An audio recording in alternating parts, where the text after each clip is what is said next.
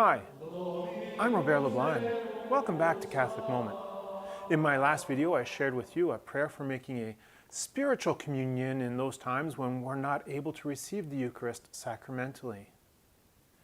With the global pandemic and churches all around the world closed, the Eucharist, however, isn't the only sacrament that we don't have access to. What about the Sacrament of Reconciliation?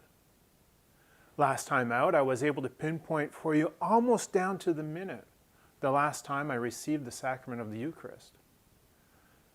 Really wish I could say the same about reconciliation. How about you? Do you remember the last time that you made it to confession?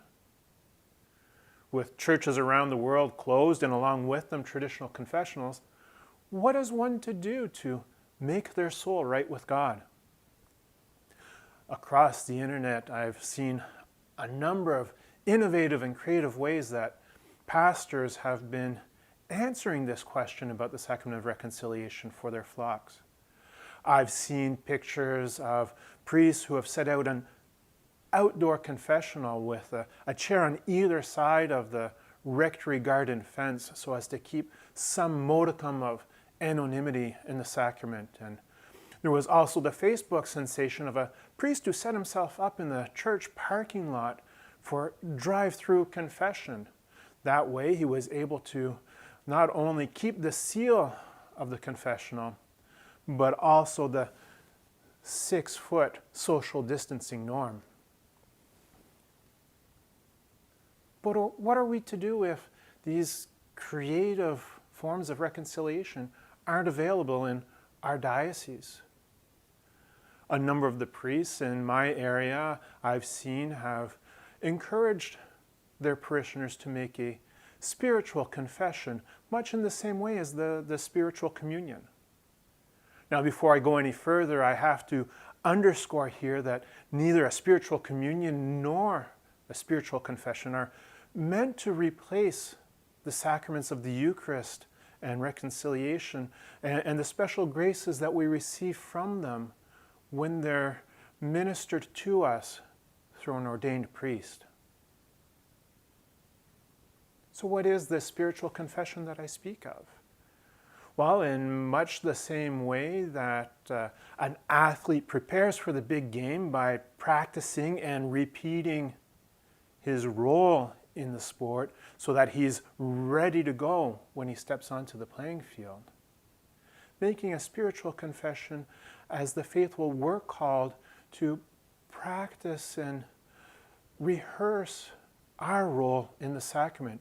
And we do this by making a good and faithful and faith-filled examination of conscience and then renewing our act of contrition.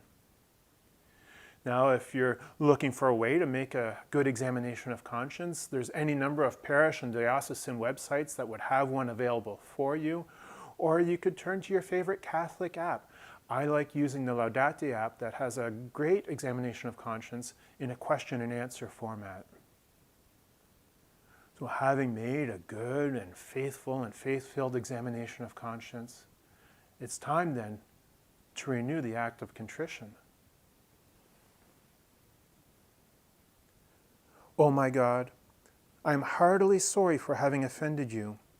By choosing to do wrong and failing to do good, I have sinned against you, whom I should love above all things. I firmly resolve, with the help of your grace, to sin no more and to avoid the near occasions of sin. Amen.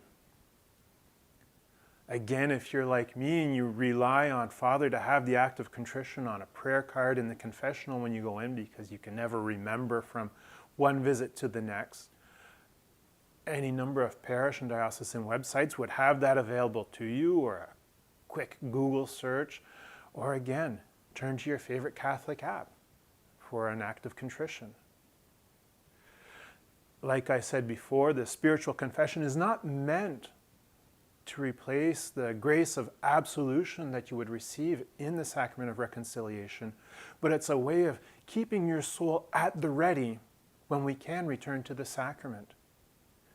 In these days of self-isolation and quarantine, our main role as Catholic faithful is to develop and deepen our prayer lives. And with that in mind, the next time we come together at Catholic Moment, I'd like to share with you some tips for finding prayerful silence in a bustling, quarantine-filled Catholic home. I'm Robert Leblanc, and this has been a Catholic Moment.